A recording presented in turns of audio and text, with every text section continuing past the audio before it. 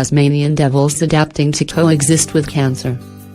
There's fresh hope for the survival of endangered Tasmanian devils after large numbers were killed off by facial tumors. The world's largest carnivorous marsupials have been battling devil facial tumor disease, DFTD, for over 20 years. But researchers have found the animal's immune system to be modifying to combat the assault. And according to an international team of scientists from Australia, UK, US and France, the future for the devils is now looking brighter. In the past, we were managing devil populations to avoid extinction. Now, we are progressively moving to an adaptive management strategy, enhancing those selective adaptations for the evolution of devil, DFTD coexistence, explains Dr. Rodrigo Hamid, from the University of Tasmania. First discovered in northeastern Tasmania in 1996, the disease has since spread across 95% of the species range, with local population losses of over 90%. Dr. Hamid's team has been collecting epidemiological evidence over the past 10 years. The group has plotted scenarios based on current infection rates in the wild, and in their forecast for the next 100 years, 57% of scenarios see DFTD fading out and 22% predict coexistence. How does the disease spread? The disease is transmitted when devils bite each other's faces during fights.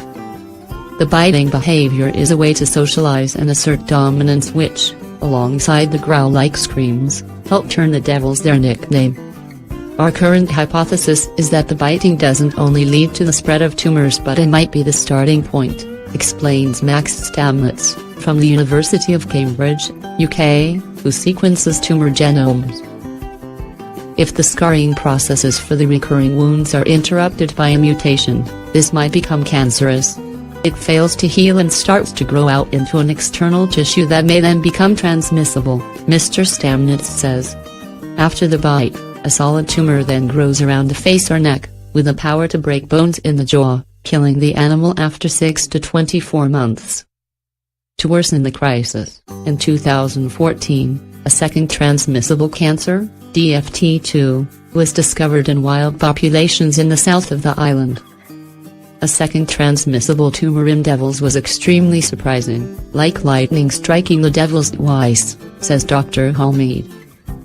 But in the last 5-6 years, some devils have developed higher tolerance to infection and even resistance without human intervention, meaning that while population numbers have not recovered to pre-DFTD numbers, the decline has at least now leveled out. How is natural selection helping? Natural selection is trying to fix the problem on its own by favoring those who can survive the tumor, so we're more hopeful these days than ever before, explains Dr. Hamid. The international team monitors 8 sites across the east, south and west of the island every 3 months, observing multiple generations of devils. We have witnessed how these tumors shape the ecology of devils and how they have been evolving with their hosts in real time, Dr. Hamid says. Devils can now adapt to the transmissible cancer at the genetic and phenotypic levels, meaning the DNA and characteristics of the gene traits.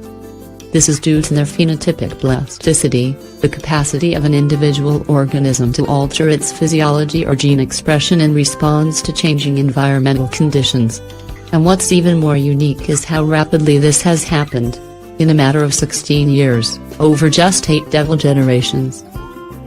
It's a constant arms race of adaptation between animals and diseases. We develop mechanisms of resistance which put pressure on pathogens to improve infection, Mr. Stamnitz says. The first of these mechanisms is tolerance and the second is resistance. The team has found devils that have lived for up to 2 years with the disease, allowing for 2 more litters to serve as population recruitment for the disease. In addition, 23 cases of tumor regression have been found so far, showing devils also have the capacity to fight and recover from DFTD. What is the future for the devils? The second largest threat to devils is roadkill, with a minimum of 350–450 devils killed each year according to Dr. Fox from Save the Tasmanian Devil Program, STDP. Targeting hotspots. The STDP has installed fencing which sounds an alarm and warns wildlife of approaching cars. The current drill has led to a 50% reduction in roadkill since 2015. The number of devils hit has dropped by a quarter, and Tasmanian paid melons and Bennett's wallabies have also benefited.